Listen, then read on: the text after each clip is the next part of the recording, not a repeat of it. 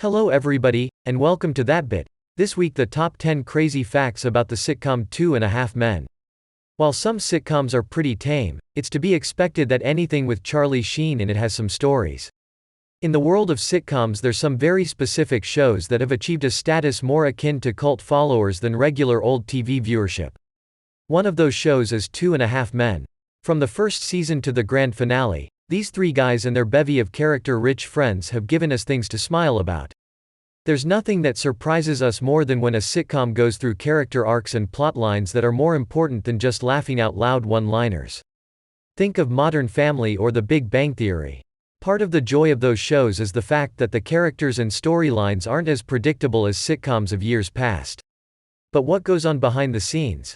Well, here's some crazy facts from behind the scenes of the sitcom 2.5 Men. 1. Crier hid a specific bag of stuff for Charlie. Co-stars have to look out for each other, but poor Crier has been going above and beyond for Charlie Sheen for a while now. Not only did he have to help him on set during filming, but Crier also discussed the fact that he had to help Sheen hide bags and bags of naughty magazines when Sheen's now ex-wife came to visit Sheen's trailer. Crier said in an interview, "One day during the first season of 2.5 Men, I got a knock on my trailer door. It was Charlie, my trailer was next to his and he seemed panicked. Dude, I need your help." "Sure thing," I said, and ended the cell phone call I was on. "What's going on?" I asked. "He handed me a heavy shopping bag. Denise is coming over," he said, "and I need you to hide something for me." Oh boy, I thought. If this is drug paraphernalia, is it legal? He said. "What? Yeah. Oh, yeah. It's legal. Hey, thanks." He left, and I had to look. By legal, he meant barely legal. The bag was filled to the brim with porn. Curiosity got the best of me. I had to find out what kind of porn captivates Charlie Sheen. What decadence frightens him into having me squirrel it away for him. Clowns? Golden shower pictorials? German scat porn starring Federal Reserve Chairman Ben Bernanke? I was prepared for the weirdest, but it really was all pretty tame, some of it just topless mags. Really, if this was the worst I'd have to deal with regarding Charlie's vices, bring on the bags of porn for me to hide. Even when I secretly hoped for a sighting of Sheen decadence, as when we traveled to Las Vegas to promote the show by hobnobbing with CBS affiliates from around the country, I was confronted by a pretty grounded, sober married guy. We landed in Vegas, and I was ready to get the Sin City tour from my co-star. Instead, he went to his room and took a nap. We showed up at the party for the syndicated stations, and then Charlie went back to his room to sleep. I watched our director, Jim Burrows, play blackjack. What happened in Vegas didn't have to stay in Vegas because it was boring as shit. 2. Crier's hair was pretty much all fake. Believe it or not, Crier's character hair was a little too good to be true.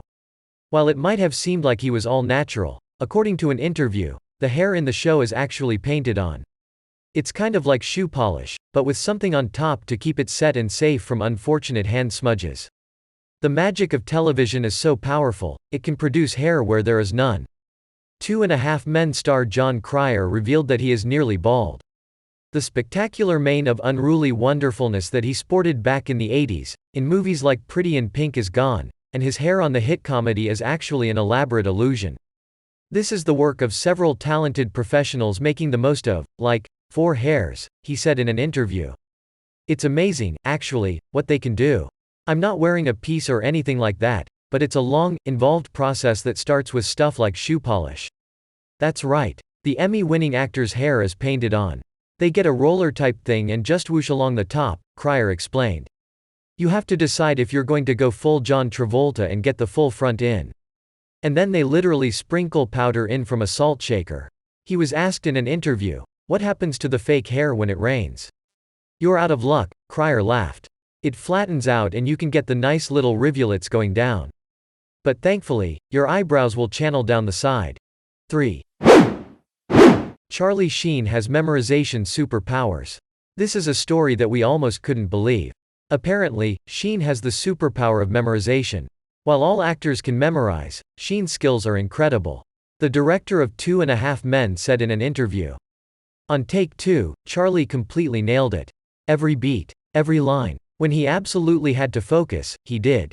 Now that's super. Sheen went on the Dr. Oz show and talked to Dr. Mehmet Oz, who is a cardiothoracic surgeon turned TV host, who medically assesses his guests instead of Sheen's IQ. That Sheen has a really high IQ, and many people who have such a high rate of intelligence often live with obsessive-compulsive disorder, known as OCD, which Sheen said is a major issue in his own life. He said he needs everything to be in order and organized for him to feel calm. Sheen even fixed a man's collar at a restaurant once, saying it was ruining his own dinner to have to see the collar like it was. 4. Sheen asked for $3 million per episode once. Sheen asked for more money, despite all of his issues. He never let it go. According to an interview, Sheen asked for his salary to be raised to $3 million. That's at least 3 times more than most people make in a lifetime, if not 6 times more. He was already being paid $1.8 million per episode. In the first seasons, he was being paid $300,000 per episode. He is the highest paid TV sitcom actor of all time. Stars such as The Big Bang Theory cast were getting $1 million per episode.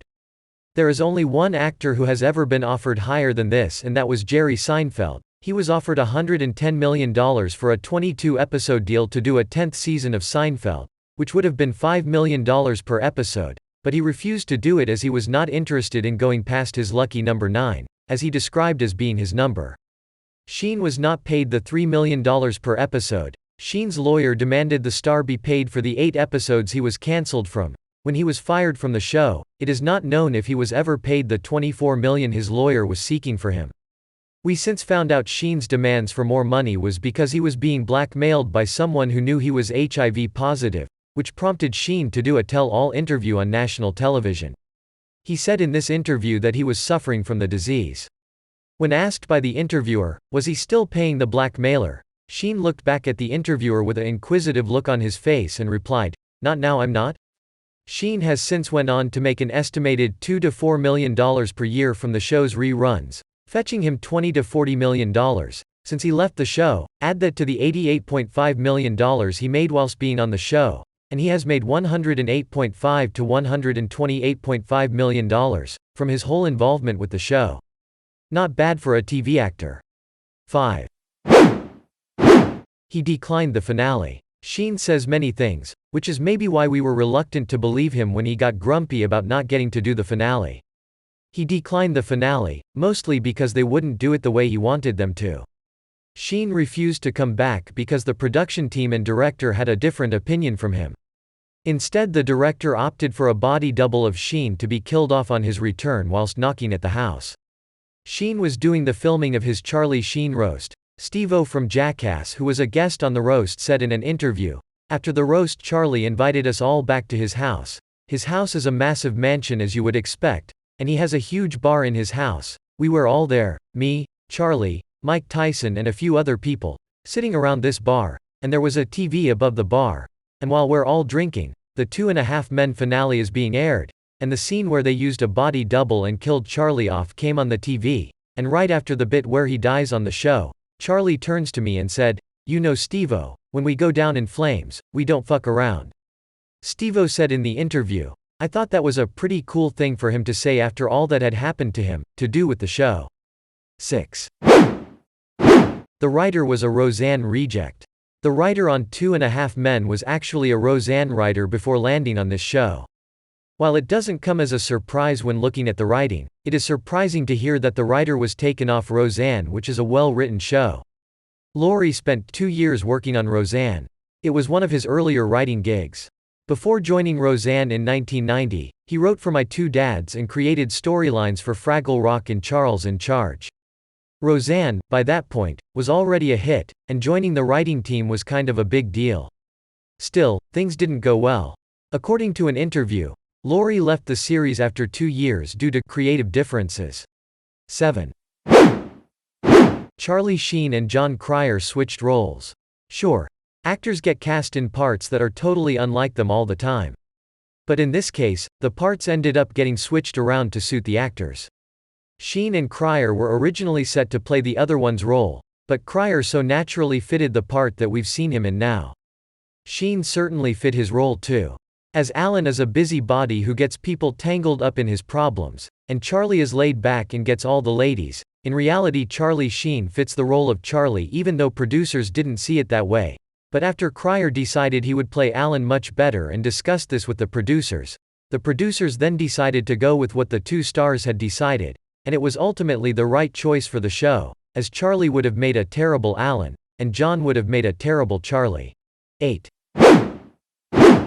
Blythe Danner was the mom. In the original pilot episode, which went unaired, Blythe Danner was the woman playing Evelyn Harper, Charlie and Alan's mom.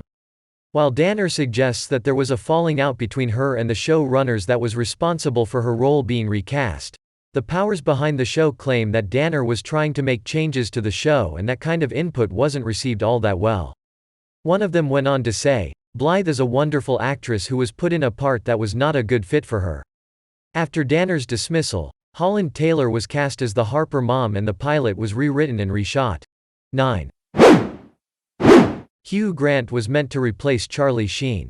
For a brief period of time, Hugh Grant was the man who was set to replace Charlie Sheen after the public blowout and breakup with 2.5 Men creator Chuck Lorre. When we say brief, however, we need to make sure you understand what that means.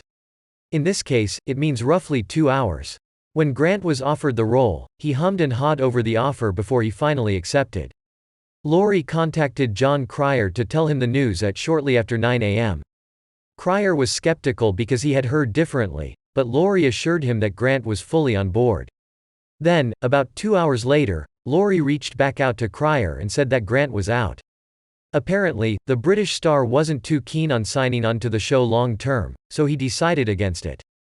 The source also says that reports that the British actor was offered $1 million per episode to come aboard are incorrect, adding that no one they're thinking of hiring will be paid that much. Grant's representative has not returned requests for comment, and CBS and Warner Brothers are remaining mum about Grant's involvement.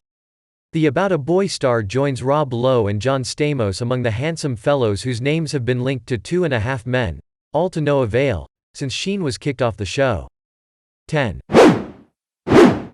Crier chose Alan instead of Battlestar Galactica. When Jon Cryer was auditioning for the role of Alan Harper on 2.5 Men, he was also in the running for another character, that of Gaius Baltar on Battlestar Galactica. While Crier suggests that he had his pick of the two characters, it seems that he only auditioned for the role of Baltar, a role that went to James Callis, who was familiar with the showrunner from his time on another miniseries. Crier also almost lost out on the role of Alan because one of the producers didn't like him. He needed to come in and then do an actual audition for 2.5 Men, to personally try and impress this executive, which he did with flying colors. Answering a question posed on Twitter by fellow actor Ever Carradine, about which show or movie they came close to getting, Crier revealed that he turned down the chance to portray Gaius Baltar on Battlestar Galactica in order to play Alan Harper. He added that, it worked out fine, since he loved doing 2.5 Men, and believes James Callis, who was eventually cast as Baltar, was one of the reasons for the success of Battlestar Galactica. At least Crier managed to play another genius in the form of Lex Luthor in the Arrowverse later on, so things didn't turn out too badly for him. Thank you for watching that bit. Please subscribe and ring that bell so you can get more content like this in the future.